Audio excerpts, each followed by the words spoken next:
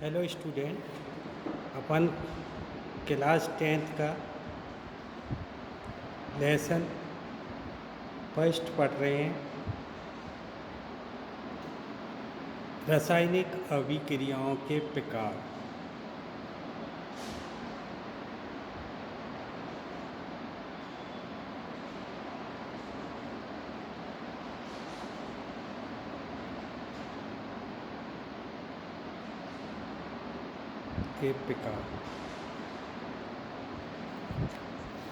पिछले वीडियो में मैंने समीकरण लिखना और समीकरण संतुलित करना आपको बता दिया था। अभी पहली रिएक्शन जो आपने पढ़ी थी संयोजन अभिक्रिया। कौन सी अभिक्रिया? संयोजन अभिक्रिया। संयोजन अभिक्रिया क्या होती है बताइए परिभाषा। मैंने बताया था ऐसी रासायनिक अभिक्रिया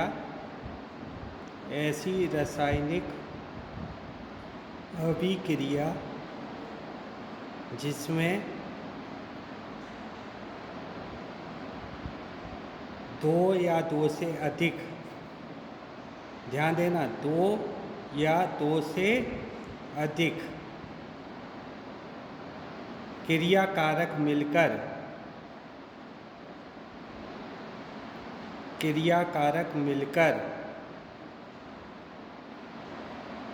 एक नया पदार्थ बनाते हैं।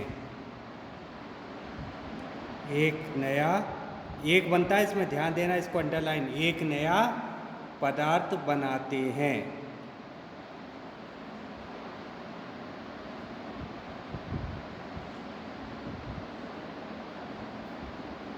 संयोजन अभिक्रिया कहलाती है। ये तो हो गई इसकी परिभाषा। अब आपके एग्जाम में आ सकता है संयोजन अभिक्रिया, उदाहरण सहित समझाइए। तो इसका एग्जाम्पल बहुत ही सिंपल है। जैसे उदाहरण में दे रहा हूँ, आपको ध्यान दें। कोयले का दहन, ये बोर्ड में पूछा जा चुका है। कोयले का दहन। अब कोयले, सबसे पहली बात तो ये है कि कोयले का सूत्र क्या होता है। कोयला कार्बन को कहते हैं अपन। किसको कहते हैं? कार्बन को। कोयला मतलब सी। तो इसका दहन करना यानी इसे जलाना है। और आपको पता है किसी भी पदार्थ को जलाने के लिए हमें ऑक्सीजन की आवश्यकता होती है। किसकी आवश्यकता होती है?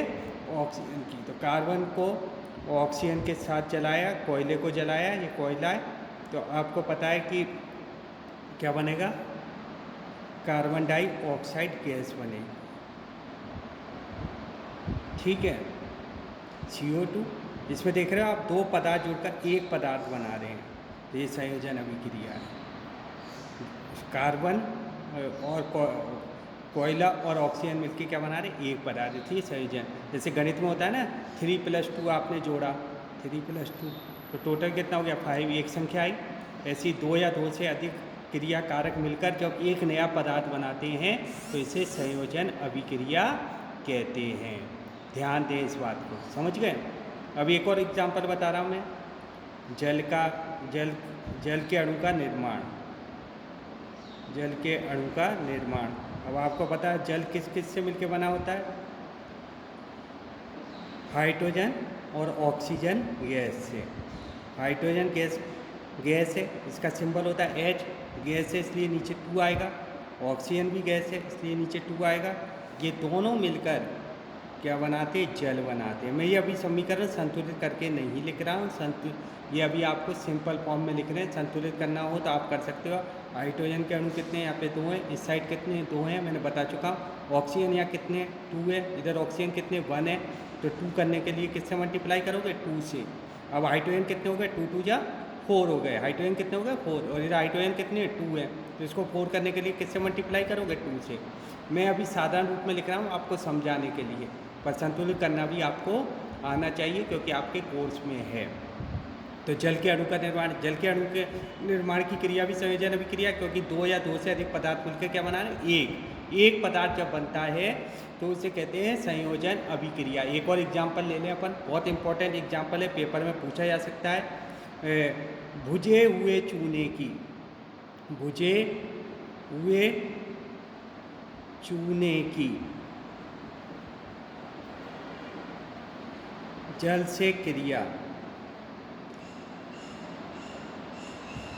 अब जल का सूत्र तो पता है, भुजे हुए चूने को फॉर्मूला याद होना चाहिए। भुजा हुआ चूना कैल्शियम ऑक्साइड को कहते हैं, कैल्शियम ऑक्साइड, ये भुजा हुआ चूना है। बिना भुजे हुए चूने की क्रिया, बिना हुए चूने की जल से क्रिया। तो बिना भुजा हुआ चूना कैल्शियम ऑक्साइड को कहते हैं। नोट कर लें, बिना भुजे हुए चूने की जल से क्रिया, बहुत इंपॉर्टेंट रिएक्शन है। बिना भुजा हुआ चूना अपन कैल्शियम ऑक्साइड को कहते हैं। बिना भुजा हुआ चूना मतलब कैल्शियम ऑक्साइड, ये फॉर्मूला आपको याद रहना चाहिए। अब इसकी जल से क्रिया करा रहे हो, H2O। अब ये दोनों जुड़ जाएंगे और एक नया पदार्थ बनाएंगे। देखो जी, कैल्शियम कितना है, 1 है। ऑक्सीजन कितने हैं, 2 हैं। हाइड्रोजन कितने हैं, 2 हैं। तो कैसे जोड़ेंगे इसको, कैल्शियम तो 1 था, ऑक्सीजन 2 है इस साइड, 1 और 2, और हाइड्रोजन कितने, 2। तो ऑक्सीजन और हाइड्रोजन साथ में लिख के ब्रैकेट लगा देंगे और होल ट्वाइस लिख देंगे, बाहर 2 लिख देंगे। तो ये बन गया भुजा हुआ चूना। आपने देखा होगा घर में पुताई वगैरह होती है तो रात को बिना भुजा हुआ चूना लाते हैं, उसको रात भर गलाते हैं, यानी जल के साथ भिगो के रखते हैं और फिर भिगो जाता है तो ये कहलाता है भुजा हुआ चूना। और भुजा हुआ चूने का उपयोग पुताई करने में किया जाता है। पर यहाँ पे एक बात ध्यान रखना, ये तो हो गई संयोजन अभिक्रिया। संयोजन अभिक्रिया कैसे कि 2 या 2 से अधिक पदार्थ जोड़ के क्या बना रहे, एक पदार्थ। ऐसी जल के निर्माण में देखा 2 या 2 से अधिक पदार्थ जोड़ के क्या बना रहे थे, एक पदार्थ। इधर देखा कार्बन और ऑक्सीजन मिलकर क्या बना रहे थे, कार्बन डाइऑक्साइड। पहला चैप्टर बहुत इंपॉर्टेंट है, आप ध्यान से पढ़ें और इन क्रियाओं को समझें। अगर और ये क्रियाएँ और परिभाषाएँ हमें याद होनी चाहिए, ध्यान रखें इस चीज़ का, समझे। अब आ रहा है, इसमें एक नोट करके रखना, कभी कभी पेपर में पूछ लेता है कि दीवारों पर जो अपन सफ़ेदी करते हैं तो चमक क्यों आती है। दीवारों पर सफ़ेदी दीवारों पर सफ़ेदी करने पर चमक क्यों आती है। 2-3 दिन में चमक आती है, आपने देखा धीरे धीरे चमक क्यों आती है, इसको ध्यान दें। दीवारों पर आप जो पुताई करोगे उसमें पुताई में लेते हैं अपन कैल्शियम हाइड्रोक्साइड, यानी भुजा हुआ चूना। ये भुजा हुए चूने का आप सफ़ेदी में उपयोग करते हो। जब मैंने इसके दीवारों पर सफ़ेदी कर दी, यानी कैल्शियम हाइड्रोक्साइड का लेप कर दिया, तो जो ये कैल्शियम हाइड्रोक्साइड है वायु में उपस्थित कार्बन डाइऑक्साइड से धीरे धीरे क्रिया करता है। कार्बन डाइऑक्साइड मतलब CO2, इससे क्रिया करता है धीरे धीरे और एक नया पदार्थ बनता है calcium carbonate. Calcium carbonate, calcium carbonate के कारण दीवारों पर क्या आती है, कुछ दिन बाद सफ़ेदी की चमक आती है। साथ में जल भी बनता है, जल पर उड़ जाता है वाष्प बन के। तो कैल्शियम कार्बोनेट के कारण दीवारों पर सफ़ेदी की चमक आती है। आपसे पूछे वाइट वॉश करने के बाद कुछ दिनों बाद धीरे धीरे चमक क्यों आती है, तो जब वाइट वॉश करते हैं यानी पुताई करते हैं तो कैल्शियम हाइड्रोक्साइड की क्रिया, जो कैल्शियम हाइड्रोक्साइड होता है वो वायु में उपस्थित कार्बन डाइऑक्साइड से क्रिया करता है और एक कैल्शियम कार्बोनेट बनाता है। कैल्शियम कार्बोनेट के कारण दीवारों पे क्या आती है, सफ़ेदी की चमक आती है। ये आप ऐसे करके लिख लेना, नोट कर लेना।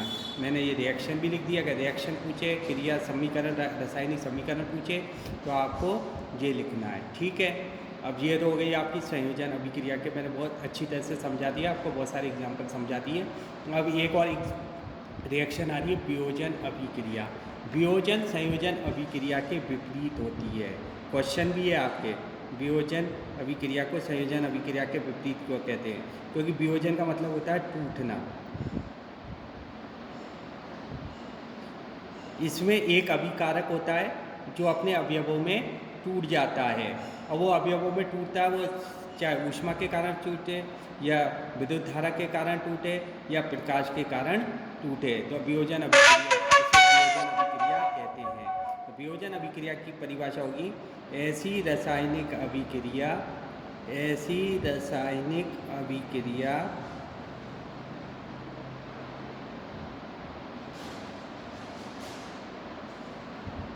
जिसमें अभिकारक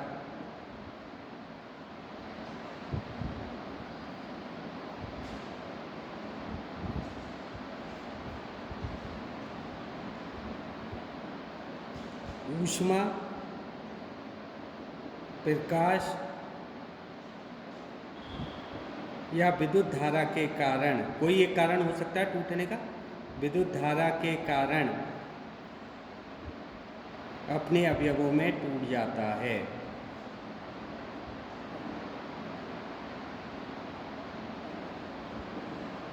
अपने अवयवों में टूट जाता है।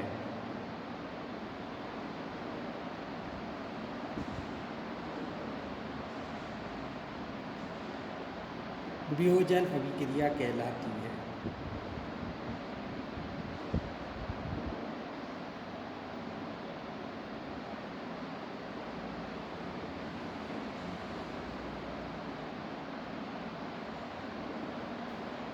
अब आपने देखा किनके का ऐसी रासायनिक अभिक्रिया जिसमें अभिकारक यानी एक पदार्थ अब या तो ऊष्मा, प्रकाश या विद्युत धारा इनके कारण, तो इस कारण वियोजन अभिक्रिया को अपन कितने भागों में बांट सकते हैं? ऊष्मीय वियोजन, प्रकाशीय वियोजन या विद्युतीय वियोजन, इन 3 भागों में बांट सकते हैं। तो वियोजन अभिक्रिया के हम तीनों प्रकार पढ़ेंगे, ठीक है। अब मैं आपको पढ़ाने जा रहा हूँ आगे। अब अपन पहला पढ़ने जा रहे हैं ऊष्मीय वियोजन। वियोजन अभिक्रिया के प्रकार 3 प्रकार होंगे क्योंकि 3 कारणों से टूट सकता है। वियोजन अभिक्रिया के प्रकार,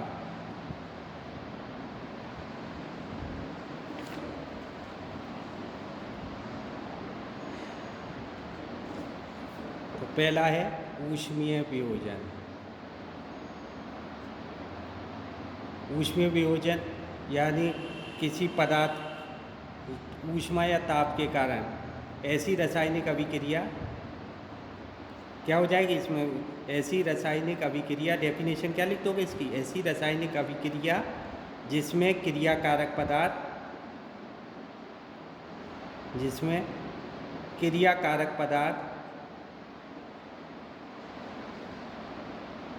पदार्थ ऊष्मा के कारण, ऊष्मा देने के कारण या ऊष्मा के कारण अपने अवयवों में टूट जाता है। अपने अवयवों में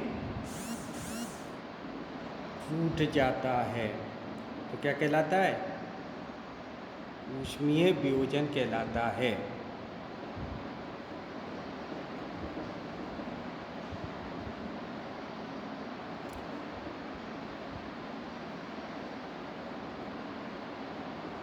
देखें, इसका उदाहरण है कैल्शियम कार्बोनेट, चूने का पत्थर, कैल्शियम कार्बोनेट। ये आने चाहिए 9th क्लास में, मैंने आपसे कहा था संयोजकता और प्रतीक याद कर लें। एक मैं वीडियो इसके बारे में बनाऊंगा आगे, जैसी टाइम मिलेगा तो आप उसको ज़रूर देखें, उसमें सारी चीज़ें मैं आपको समझा दूँगा। अब कैल्शियम कार्बोनेट है, इसको ऊष्मा की उपस्थिति, या तो आप तीर के निशान के ऊपर कारण लिखना पड़ेगा, ऊष्मा लिख दें, या मैंने बताया ऊष्मा का प्रतीक होता है त्रिभुज। ये त्रिभुज बना दिया, त्रिभुज का मतलब है ये गर्म कर रहे हैं यानी ऊष्मा दे रहे हैं। आप ये त्रिभुज नहीं बनाते हो तो ऊष्मा लिख सकते हो इसकी जगह, समझ गए? तो ये त्रिभुज का निशान है यानी अपन गर्म कर रहे हैं। अब जैसे ही अपन गर्म करते हैं तो ये अपने अवयवों में टूट जाता है। Calcium oxide CaO + CO2। जरा वियोजन अभिक्रिया को ध्यान से पढ़ना अवयवों में। ये कैल्शियम कार्बोनेट को जब हम गर्म करते हैं, त्रिभुज का निशान गर्म करने के चिन्ह को बताता है, तो ये कैल्शियम ऑक्साइड और कार्बन डाइऑक्साइड में टूट जाता है। ध्यान रखें, ऊष्मीय वियोजन का मैंने आपको एग्जाम्पल बता दिया है। अब मैं एक और पढ़ाने, अगली वियोजन अभिक्रिया, अब आपने पढ़ा था प्रकाशीय वियोजन यानी प्रकाश की उपस्थिति में। इसकी क्या परिभाषा बन जाएगी?